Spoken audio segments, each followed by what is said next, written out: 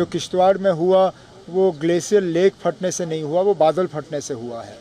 अब इसके लिए हमें एक टीम ऑफ एक्सपर्ट्स जो है मुकर्रर करके अब हमें देखना चाहिए कि कौन से ऐसे इलाके हैं जहां सबसे ज़्यादा खतरा है। इस बार जानी नुकसान बहुत हुआ क्योंकि ऊपर वाले का करना ये था कि वहाँ से यात्रा चल रही थी तो यहाँ से बादल फटा। तो ग्लेशियल लेक्स जो हैं उनके बर्स्ट, उनके जो फटने की जो खतरा, उनका जो खतरा रहता है उसको कम करने के लिए। लेकिन अभी तक जो खबरें हमें आ रही हैं, जो किश्तवाड़ में हुआ वो ग्लेशियर लेक फटने से नहीं हुआ, वो बादल फटने से हुआ है। अब इसके लिए हमें एक टीम ऑफ एक्सपर्ट्स जो है मुकर्रर करके अब हमें देखना चाहिए कि कौन से ऐसे इलाके हैं जहां सबसे ज़्यादा खतरा है। अब कुछ महीने पहले यही चीज़ रामबन में देखने को मिली। उस वक्त माली नुकसान बहुत हुआ, जानी नुकसान कम। इस बार जानी नुकसान बहुत हुआ क्योंकि ऊपर वाले का करना ये था कि वहाँ से यात्रा चल रही थी तो यहाँ से बादल फटा।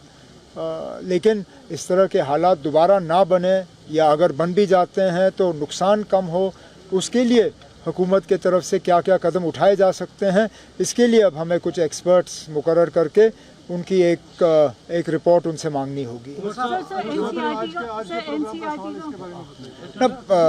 वो तो तालीम से लेके था।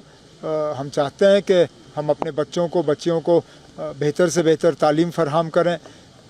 हम जानते हैं कि तालीम में कुछ खामियां हैं, कुछ कमज़ोरियां हैं, चाहे वो इंफ्रास्ट्रक्चर को लेके हो, चाहे दूर दराज इलाकों में टीचरों की कमी है, और जो नया इंफ्रास्ट्रक्चर आया है उस नए इंफ्रास्ट्रक्चर को किस तरह इस्तेमाल किया जा सकता है। जो बजट में हमने कुछ ऐलान किए थे मॉडर्न क्लासरूम्स के और K-12 स्कूल्स के, उसके बारे में।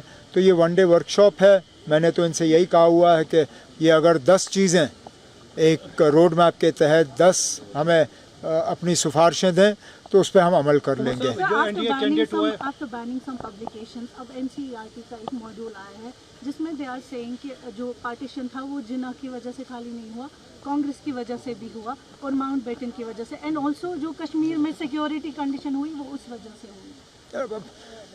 हिस्ट्री के साथ छेड़छाड़ करना, और ख़ासकर जब सियासी लोग ये करते हैं तो गलत है, क्योंकि अब कल को हुकूमत बदलनी है। आज नहीं तो कल, कल नहीं तो परसों। कोई हुकूमत हमेशा के लिए नहीं होती। अब मान के चलिए कल को बीजेपी की हुकूमत नहीं होगी, कोई और हुकूमत होगी, वो RSS के ख़िलाफ़ चैप्टर लिखना शुरू करेंगे। फिर क्या करोगे? फिर हुकूमत बदलेगी, वो चैप्टर निकलेगा, दूसरा चैप्टर आ जाएगा। तो इसलिए अब जहाँ तक हो सके इन चीज़ों को सियासत से दूर रखना चाहिए। जो हमारा हिस्ट्री है बच्चों को वो सीखने दीजिए, उसके बाद बच्चे खुद फैसला करें। जो सही है वो सही है, जो गलत है वो गलत है। अब हमारा बेड़ा गर्क अंग्रेज़ों ने किया नहीं किया वो तो सच्चाई है। अंग्रेज़ों ने हमारा बेड़ा गर्क किया। क्या उस वक्त हिंदुस्तान के 2 हिस्से करने की मांग नहीं आई, लेकिन जो सच्चाई है वो रख लीजिए। लेकिन इसमें अब आप सियासत भी लाएंगे, वो गलत है। उमर साहब, ये प्रेसिडेंट को लेके हम देख रहे हैं तनकीद हो रही है अपोजिशन की जानिब से।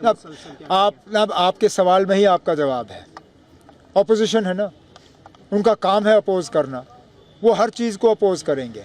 उनको अब स्टेटहुड नहीं चाहिए, वो नहीं चाहते हैं कि हम लोगों के दरमियान जाएं, तो ठीक है।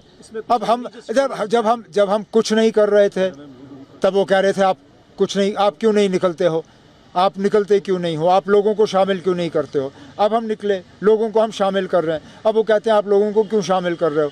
अब उनका काम है अपोज करना, हमारा काम है काम करना, वो अपना करते रहें। उमर साहब, वाइस प्रेसिडेंट कैंडिडेट NDA ने भी अनाउंस किया और इंडिया कैसे देखते हैं सर? इलेक्शन होगा और चलिए। पहले तो अभी तक तो हम समझ नहीं पाए कि ये इलेक्शन हमारे ऊपर ठोसा क्यों गया। इतनी जल्दी अचानक वो वाइस प्रेसिडेंट धनखड़ साहब छोड़ के गए, और गए कहाँ? जिस दिन से छोड़ा उस दिन से नज़र नहीं आए। मैं तो क्योंकि उनके साथ थोड़ा सा मिल बैठने का मुझे मौका मिला, मैं तो ऊपर वाले से दुआ करूंगा कि वो सेहतमंद रहे, ठीक रहे। जहाँ तक इलेक्शन का सवाल है, इंडिया ब्लॉक का उम्मीदवार जो है वो जीत जाना चाहिए।